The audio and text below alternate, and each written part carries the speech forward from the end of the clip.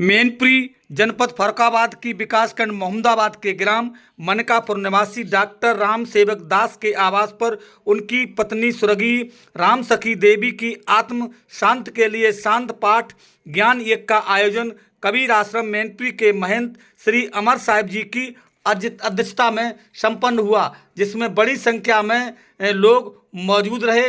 महंत ने कहा है कि सभी लोगों को अपने अपने माता पिता की सेवा जीते जी अच्छी तरीके से करनी चाहिए, उन्हें किसी प्रकार का कष्ट ना दें, यही सच्ची सेवा है। क्या कुछ कहा है गुरुजी अमर साहिब जी ने, आइए ये भी जानें इस पूरी खबर के जरिए। इन तस्वीरों में देख सकते हैं यहाँ बड़ी संख्या में लोग मौजूद हैं, सर्वाधिक महिलाओं की उपस्थिति है। इन तस्वीरों में देख सकते हैं यहाँ श्रद्धांजलि सभा की गई है, जिसमें राम सखी जी को सभी लोगों ने श्रद्धा सुमन में पुष्प अर्पित किए हैं और उन्हें सच्ची श्रद्धांजलि दी है। इन तस्वीरों में देख सकते हैं उनके आवास पर बड़ी संख्या में लोग मौजूद हैं। यहाँ पर बच्चे भी मौजूद हैं, यहाँ पर महिलाएं भी मौजूद हैं, यहाँ पर सभी लोग मौजूद हैं। बड़ी संख्या में लोग यहाँ पर मौजूद हैं। गुरुजी ने कहा है अपने माता पिता की अच्छी तरीके से और उनकी सेवा करनी चाहिए, उन्हें किसी प्रकार का कष्ट न हो, यही सच्ची सेवा है, यही पुण्य है, यही धर्म है, यही दान है। यहाँ क्या कुछ बताया है सदगुरु महंत श्री अमर साहिब जी ने, आइए ये भी जानें इस पूरी खबर के जरिए। सबसे पहले हमारा जन्म होता है एक माँ से। जो शारीरिक जन्म है, अगर माँ न हो तो जन्म नहीं होगा। लेकिन सच पूछा जाए तो आज हम जितना भ्रमण करते हैं और जहाँ भी जाते हैं तो वृद्धों का, माता पिता का जितना तिरस्कार है वो और किसी का नहीं।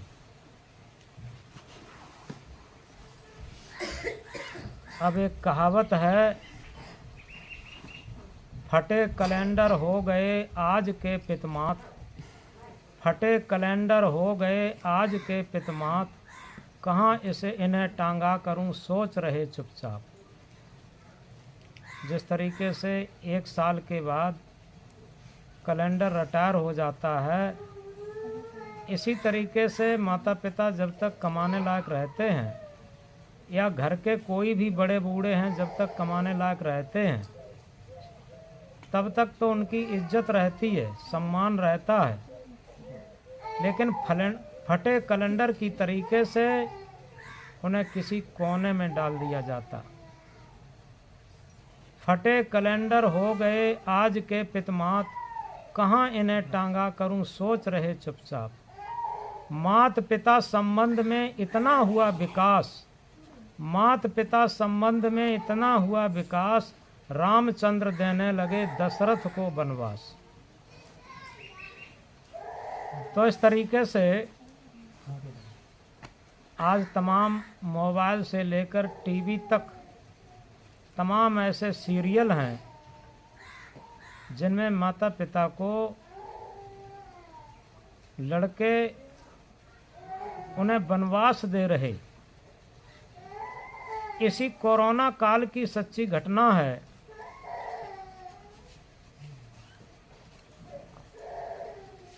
एक बूढ़ी माता जी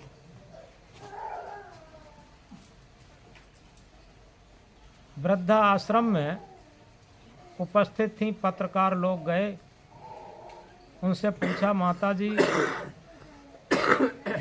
हम जानते हैं तुम मैनपुरी की अग्रवाल बनिया परिवार की माता जी हो, तुम्हारा अकेला बेटा है, अकेली बहू है, संपन्न परिवार की हो, और फिर भी तुम वृद्धा आश्रम में क्यों आ गई? तो उन माँ ने कहा कि बेटा क्या बताएं, हमारी वजह से लड़के बहू में रोज़ झगड़ा होता था, इसीलिए हमने सोचा क्यों न हम शेष श्वासें वृद्धा आश्रम में बिताएं, इसलिए हम वृद्धा आश्रम में आ गए। पत्रकार ने फिर पूछा कि माँ एक बात बताओ, ये कोरोना समय चल रहा है, अपने पुत्र और बहू के प्रति तुम्हारे क्या विचार हैं? तो माँ क्या कहती है कि बेटा, हम सोचते हैं भले ही कोरोना हमें हो जाए, लेकिन हमारे लड़के बहू को ना हो जाए।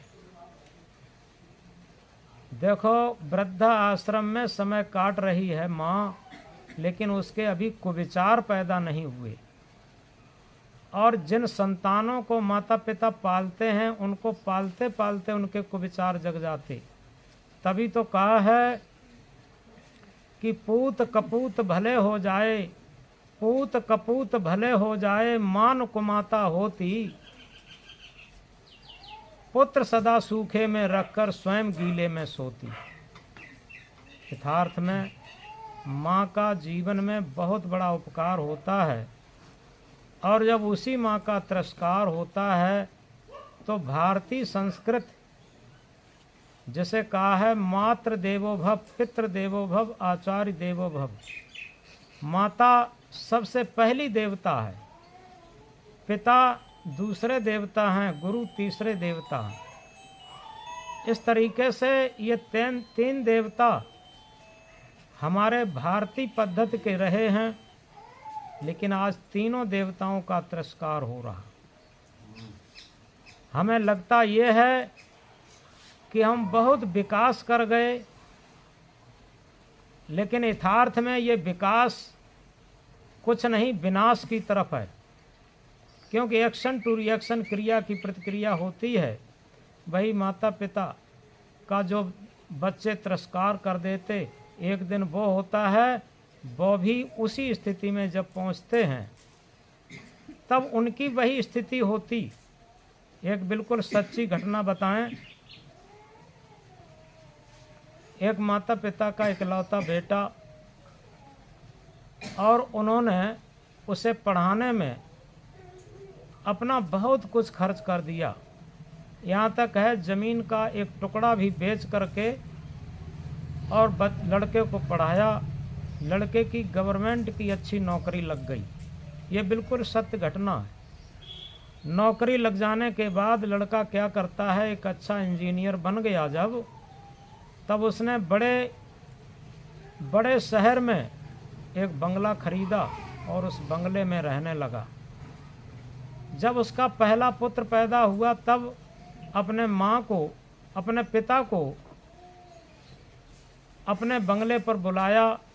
तब पिताजी आए, बड़े खुश हुए अपने नाती को देख करके। धीरे धीरे उसकी बहू बहुत सुशीला थी।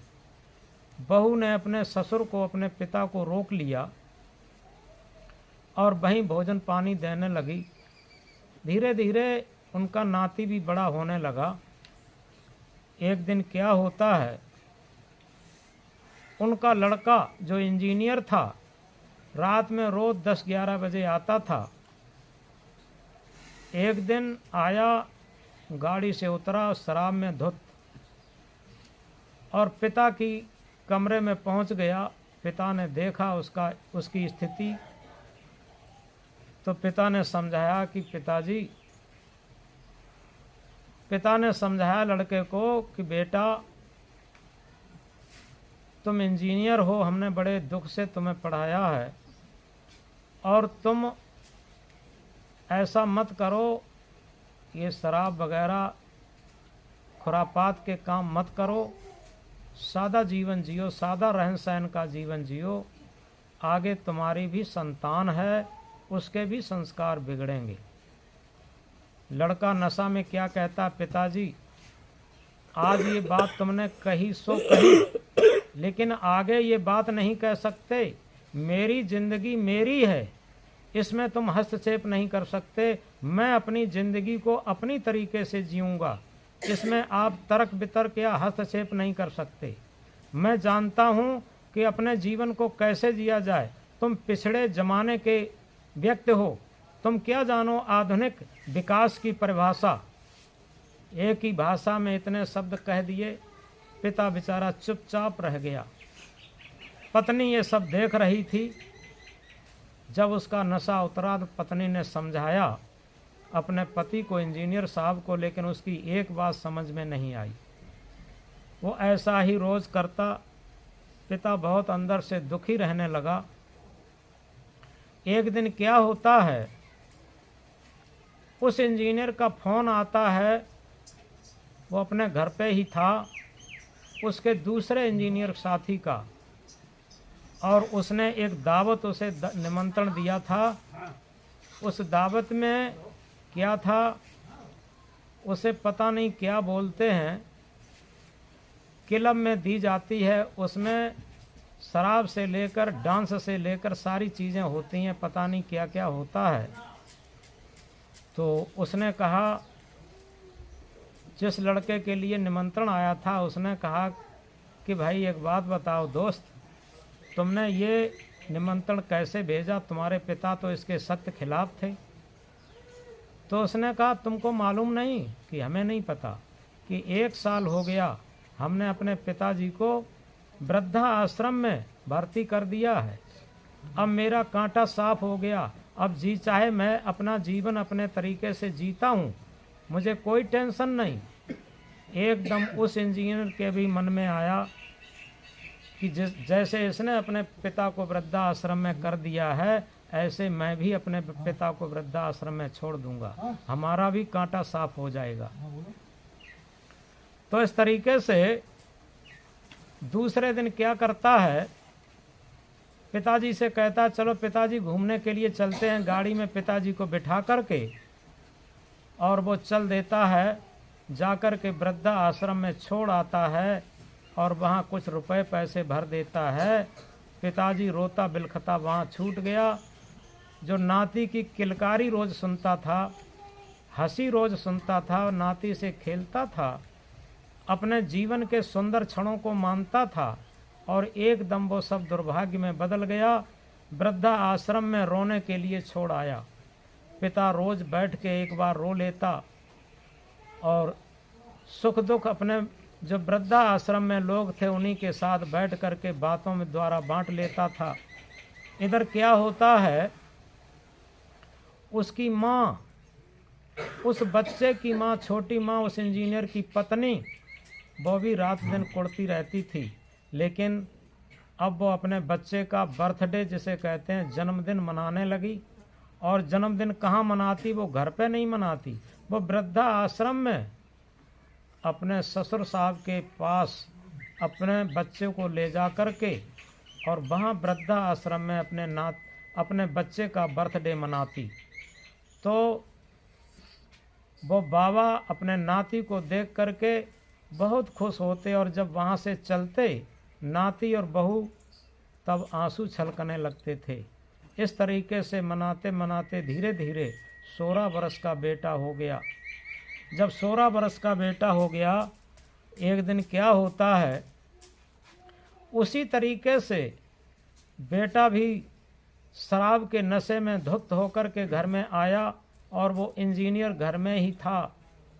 और जैसे नशे में कहते सुनते हैं, वैसे भी अंग्रेजी में बातें करते हुआ अपने पिताजी के सामने एक्टिंग करने लगा। तो इंजीनियर ने लड़के से कहा कि ए लड़के, तेरी उम्र अभी 16 साल है, अभी तेरी उम्र ये नशा करने की नहीं है, और तू समझता नहीं है, और हिसाब से चल, अन्यथा बात अच्छी नहीं रहेगी। लेकिन लड़का क्या कहता है, पिताजी ये बात आपने कही सो कही, लेकिन आगे ये बात कभी नहीं कह सकते, क्योंकि मेरा जीवन है, मैं अपनी ज़िंदगी कैसे जीऊँगा, इसमें आप कोई हस्तक्षेप नहीं कर सकते, क्योंकि आपने भी अपने पिता से यही शब्द कहे थे। इस तरीके से ध्यान रखना कि मेरा जीवन है, अपनी ज़िंदगी में किस तरीके से जीऊँगा, इसमें आप कोई भी हस्तक्षेप नहीं कर सकते। और ऐसा कहते हुए वो बेटा अपने कमरे में चला जाता है। लेकिन वो इंजीनियर जो बेटा का पिता है, आज उसे रात में नींद नहीं आती। करवटें बदलते हुए सवेरा हुआ, सुबह जल्दी जल्दी नहाया, और नहा करके और पत्नी से और लड़के से कहता है चलो एक जगह चलना है। पत्नी के साथ लड़का भी बैठ लेता है गाड़ी में, और ले जा कर के वो इंजीनियर कहाँ ले गया, उसी वृद्धा आश्रम में पहुंचा। जब वृद्धा आश्रम में पहुंचा तो एक बूढ़ा व्यक्ति लाठी के बल वृद्धा आश्रम में चल रहा था। उसे से उस इंजीनियर ने पूछा कि भैया, यहाँ पर एक बनवारी नाम के बड़े बूढ़े थे, उनसे मैं मिलना चाहता हूँ। और उन बूढ़े ने जैसे ही निगाह पसार के उस इंजीनियर की तरफ देखा तो उन्हें लगा कि ये तो मेरा ही बेटा इंजीनियर है। उन्होंने कहा कि कहो बेटा, मैं ही बनवारी लाल हूँ। लेकिन तब तक उनकी स्थिति काफ़ी बदल गई थी, इसलिए उसने पहचान नहीं पाया था। और जैसे कहा कि मैं ही बनवारी लाल हूँ, वो इंजीनियर पिता के पैरों में लिपट करके फूट फूट कर रोने लगा और ये कहा कि पिताजी, मुझे किसी तरीके से क्षमा कर दो, मैंने बहुत बड़ी भूल की है और आप जल्दी से जल्दी घर चलो। ऐसे ही नाती भी आ जाता है, बहू भी आ जाती है और बड़े आदर के साथ उस बड़े बूढ़े बनवारी लाल को, जो इंजीनियर का पिता था, उसे कार द्वारा घर पे लाते हैं। उसे नहलवा धुला करके नए कपड़े पहना करके अब तो उसकी बड़ी सेवा होने लगी, बड़ी पूजा होने लगी, बड़ी श्रद्धा से रहने लगा।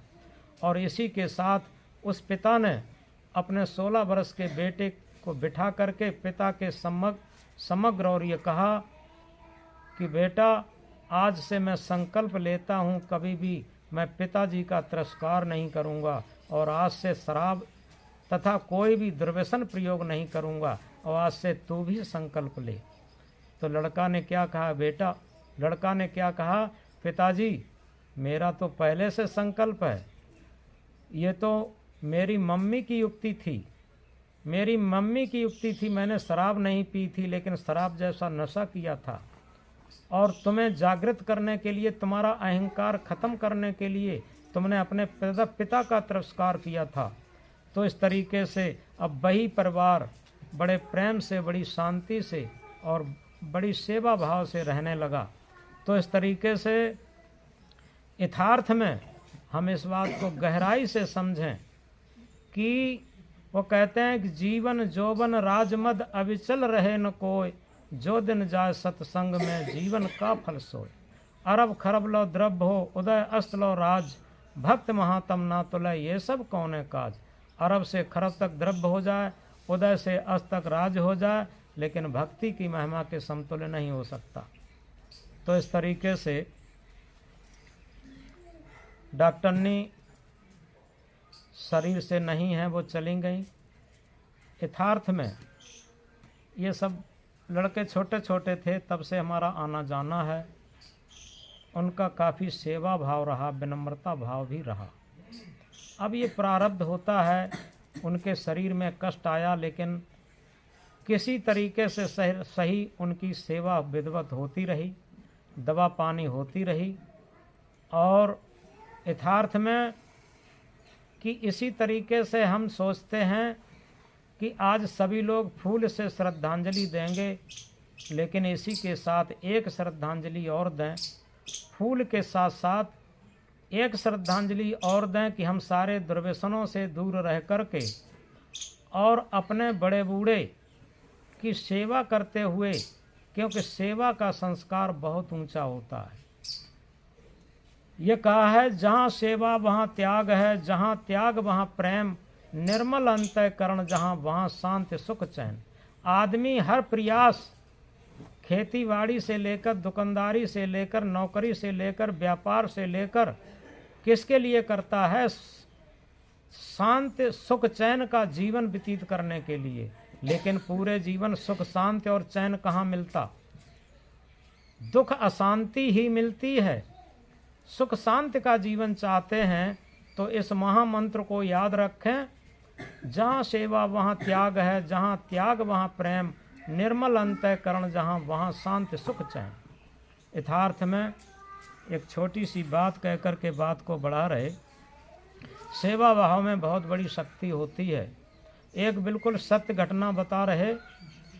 एक ट्रैक्टर जा रहा था एक रोड पर और इंजन पर 3 आदमी बैठे थे। एक आदमी खाली ट्रॉली थी, ट्रॉली पर बैठा था, टूल बक्स पर पैर लटकाए और पटिया पकड़े बैठा था। सड़क खराब थी, पीछे से रोडवेज बस आई।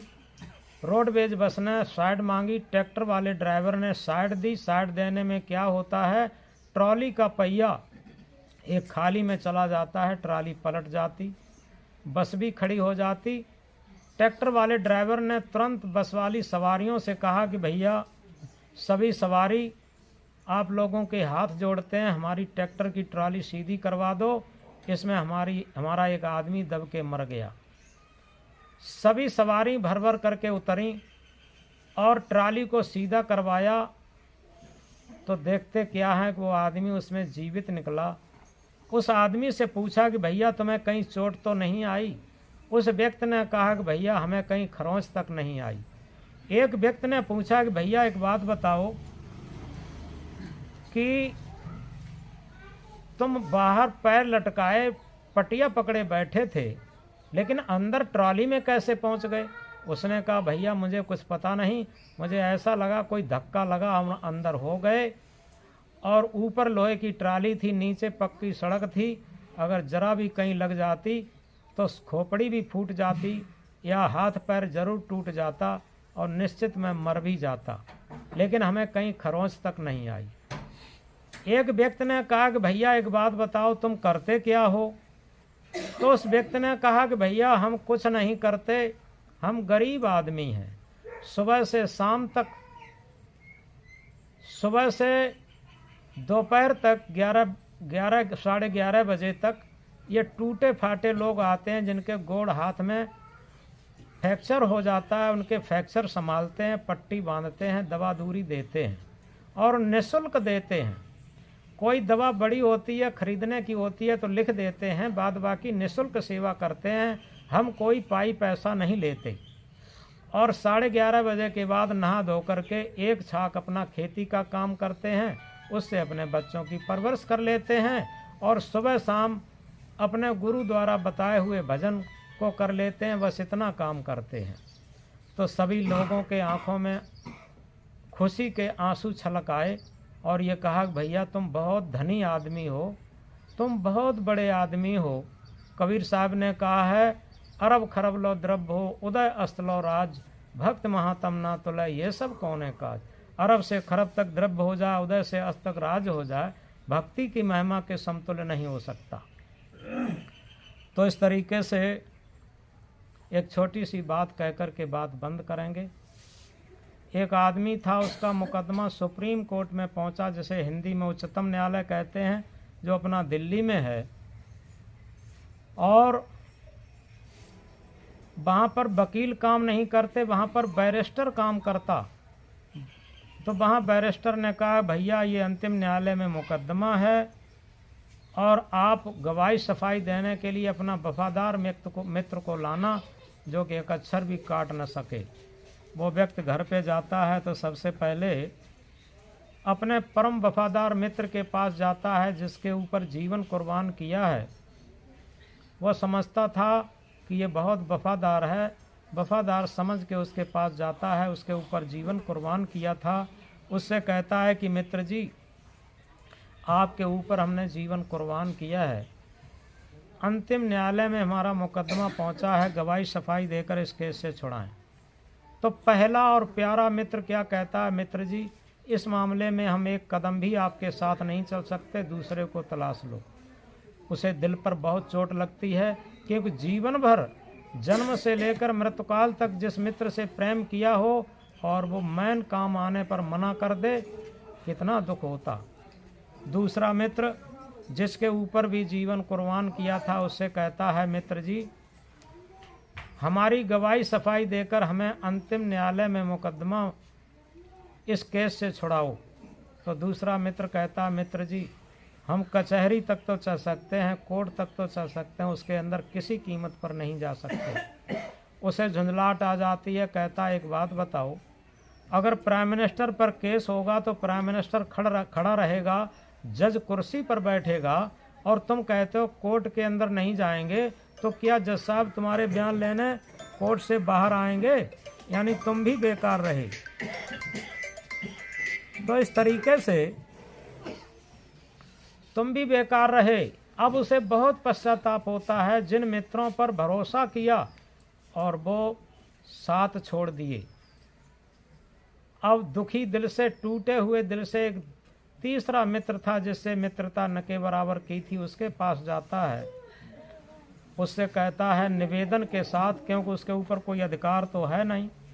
उसने कहा कि मित्र जी, आपसे एक निवेदन है, हमारा मुकदमा अंतिम न्यायालय में पहुंचा है और आपसे निवेदन है, हालांकि आपसे हमने प्रेम नहीं किया है, लेकिन आपसे निवेदन है कि आप हमारी गवाही सफाई देकर इस केस से छुड़ाएं।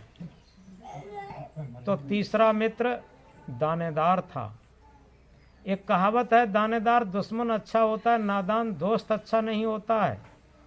क्योंकि नादान दोस्त जब तभी तक प्रेम करता है जब तक स्वार्थ चलता, और दानेदार कबीर साहब ने इसके संबंध में बहुत अच्छी साखी कही है कि सुख के संगी स्वार्थी, गौर से समझेंगे इसको, सुख के संगी स्वार्थी दुख में रहते दूर, कहें कबीर परमार्थी दुख सुख सदा हजूर। सुख के संगी स्वार्थी, जब तक हम सुखी रहते हैं, स्वस्थ रहते हैं, कमाते रहते हैं, तब तक परिवार वाले बहुत प्रेम करते, और जब हमारा शरीर अस्वस्थ हो जाता, कमज़ोर हो जाते, कमाने लायक नहीं रहते, दुख पड़ जाता है, तो जो स्वार्थी लोग हैं वो छिटक कर दूर हो जाते। कबीर साहब क्या कहते हैं, कहें कबीर परमार्थी सुख दुख सदा हजूर। जो परमार्थी व्यक्ति होते हैं, परमार्थी लोग होते हैं, चाहे सुख आए चाहे दुख आए, वो हमेशा हजूर रहते हैं, उपस्थित रहते। तो इस तरीके से वो तीसरा मित्र दानेदार था। उसने कहा मित्र जी, आप ही पूरे जीवन हमसे लापरवाह रहे हैं, और जितना आपने हमसे प्रेम किया है उसके एवज में हम पूरा प्रयास करेंगे आपकी गवाही सफाई देकर इस केस से आप छूट जाएं, और इस जन्म को तो आप छोड़ दीजिए, हम विचार करते हैं अगले जन्म तक आपका साथ देंगे, आपकी मदद करेंगे। ये तो एक उदाहरण है, एक एग्जाम्पल है। इसका वास्तविक सिद्धांत है, आदमी का जो अंतिम न्यायालय है वो क्या है, अंतिम समय की बात, मृत्यु की बेला। मृत्यु की बेला ही अंतिम न्यायालय की बात है। जब मृत्यु की बेला आती है तो आदमी सबसे पहले कहाँ जाता है, उसकी निगाह धन के पास, तिजोरी के पास, लेकिन वही धन एक कदम भी मृत्यु की बेला के बाद एक कदम भी साथ नहीं जा सकता। वो कहते हैं, इकट्ठे कर जहाँ के जर सभी मुल्कों के माली थे, इकट्ठे कर जहाँ के जर सभी मुल्कों के माली थे, और सिकंदर जब चला दुनिया से दोनों हाथ खाली थे, तो एक छदाम भी लेकर के नहीं जाएंगे। इसलिए पहला और प्यारा मित्र, जिसके पीछे माता पिता से बिगाड़ लेते, पड़ोसी से बिगाड़ लेते, और यहाँ तक कम तौलना, घूसखोरी, बेईमानी, राहजनी, डाकाजनी, घोटालाबाजी, आतंकवाद, जो सारा अनाचार, अत्याचार, भ्रष्टाचार चल रहा है, वो धन के ही तो पीछे चल रहा, और धन एक कदम भी साथ नहीं चल सकता मृत्यु की बेला की बात। इसके बाद दूसरा मित्र जो कहता था हम कचहरी तक चल सकते हैं, दूसरा मित्र कौन है, परिवार वाले। जिन परिवार के मोह में पालन पोषण हेत, करत रहत शुभ अशुभ नर अनेक करत नहीं चेत। आखिर में छुट जाएंगे जिन हित निस दिन दौर, छल हिंसा या रुघात कर हरत पराए कौर। जिस दिन तुम यहाँ से जाओगे तो को तेरे साथी होंगे, परवश हो करके चल दोगे, अपने अपने राही होंगे। मैं कहूँ कहाँ तक है भाई, खुद करो परीक्षा जीते जी, जिसको तुमसे नहीं मतलब है वे समझे नहीं तुझे कुछ भी। जिस परिजन वो संबंधी का स्वार्थ तुमसे नहीं चलता है, देखो वे रुष्ट सदा रहते, उनका स्वभाव नहीं मिलता है। तो इस तरीके से मृत्यु की बेला के बाद परिवार वाले अर्थी के साथ शमशान घाट तक साथ निभा सकते हैं, इसके आगे उनका भी दम नहीं। शमशान बहुत ही समृद्ध शब्द है, सम माने बराबर, शान माने शान। जहाँ सबकी शान बराबर होती है उसे कहते हैं शमशान, कितने मुफलिस हो गए, कितने तवंगर हो गए, कितने मुफलिस हो गए, कितने तवंगर हो गए, और खाक में जब मिल गए तो सब बराबर हो गए। तो इसलिए दूसरा मित्र भी शमशान घाट तक साथ जा सकते हैं, इसके आगे उनका भी दम नहीं। अब वो तो शमशान घाट तो दूर की बात है, वृद्धावस्था आने पर ही साथ छोड़ देते। तीसरा मित्र जो दानेदार है वो क्या है? पवित्र कर्म धर्म भक्ति परमार्थ। हमने जीवन में पवित्र कर्म धर्म भजन भक्ति कर लिया है, वो संस्कार के रूप में हमारे साथ जाएगा, जिसके लिए कहा है संग चले सोई धनय प्यारे, छूट जाए सोई माया। कर ले कमाई ऐसी जो साथ जा सके। कुछ ऐसी भी कमाई होनी चाहिए जो संस्कार के रूप में हमारे साथ जा सके। वही तो अच्छे संस्कारों की पूंजी मरने के बाद भी हमारे साथ जाती है और हमारा साथ निभाती है। तो इस तरीके से राम सखी के देहावसान के बाद इस शांत पाठ में सभी लोग सम्मिलित हुए हैं और इस पर थोड़ी जागृति की बातें कहीं। फूल से श्रद्धांजलि तो दे ही देंगे, लेकिन इसके साथ एक श्रद्धांजलि और चढ़ा देना कि जिस माँ से जन्म हुआ है, आखिर उस माँ के लिए श्रद्धांजलि कि अपने अच्छे संस्कार बनाएं, जिससे कि हमारी भी संतानें हमारे अच्छे संस्कार रहें, हमारी संतानों को भी अच्छे संस्कार रहें, जो कि हमें भी परिणाम में इस सुख दुख और हानि लाभ के अनुकूलता प्रतिकूलता के झोंकों में हमें साथ मिल सके। तो इस तरीके से आज की बात यहीं बंद करके हम इस बात को याद रखेंगे कि जीवन अकेला शरीर नहीं है, क्योंकि इसके अंदर जो ड्राइविंग शक्ति सत्य सत्ता आत्मा जब निकल जाती है, ये शरीर मिट्टी का पिंड रह जाता। आखिर हम अपने जीवन को प्राप्त तो हुए हैं, लेकिन जीवन जीने की कला नहीं जानते। हम शरीर के तल पर तो जीवन जी लेते हैं, मन के तल पर तो जीवन जी लेते हैं, इंद्रियों के तल पर तो जीवन जी लेते हैं, स्वार्थ के तल पर तो जीवन जी लेते हैं। लेकिन कभी विचार करके देखा, जिस सत्य आत्मा के लिए हम सब लोग रोते हैं कि अब क्या करें, जो थे वो तो चले गए, शरीर तो यहाँ पड़ा है। रामायण में देखो बात आती है, जब राम ने बाली को मार दिया था और बाली की पत्नी तारा रो रही थी, तो राम क्या कहते हैं? राम कहते हैं कि हे तारा, तुम क्यों रो रही हो? कि ये शरीर तुम्हारे सामने पड़ा है, जिसको तुम अपना पति मानती थी, और जीव नित्य तुम के ही लगे रोवा। जीव नित्य है, अविनाशी है, तुम किसके लिए रो रही? ये कह रहे थे। लेकिन वही राम जब सीता का हरण हुआ था, तब वो भी रोए थे। और इसी तरीके से सब रोते हैं जब उनका प्रिय चला जाता। और उससे पहले अगर किसी की श्रद्धांजलि में, अपने माता पिता की श्रद्धांजलि में या किसी की श्रद्धांजलि में हम एक आंसू को की श्रद्धांजलि चढ़ा देते, इस बात के लिए कि हम आज से संकल्प लेते हैं कि हम माता पिता, बड़े बूढ़े, गरीब दीन दुखों की मदद करेंगे, तो हमारी वो श्रद्धांजलि पक्की हो जाती और हमारे संस्कार आज से ही अच्छे होने लगते। भले ही ऐसे भी क्षण आते हैं जहाँ पर हमारा परिवार साथ न दे, और जैसे वो हमने बात बताई थी, और ट्रैक्टर की ट्राली में आदमी बच गया था, जहाँ पर धन काम न दे, परिवार वाले काम न दें, वहाँ पर हमारा अच्छा संस्कार काम देता है कई कठिन परिस्थितियों में। तो इसलिए हम एक श्रद्धांजलि हृदय से और ये दें कि हम अपने जीवन में, रामायण की चौपाई भी कहती है, परहित सरिस धर्म नहीं भाई, पर पीड़ा सम नहीं अदमाई। हम माता पिता की सेवा नहीं कर पाते तो परहित कैसे कर पाएंगे। तो इस तरीके से ये परहित नहीं अपना हित है, इस बात को गहराई से समझें।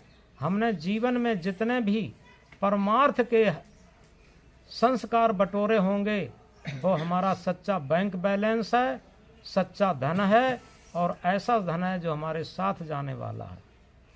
तो इसलिए जागृति के साथ फूल से श्रद्धांजलि लेंगे।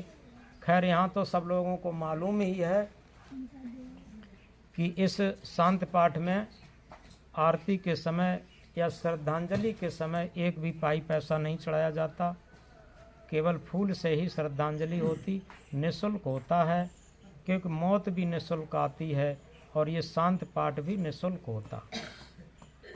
तो इस तरीके से अब सभी लोग खड़े हो जाएंगे। खड़े होकर के हम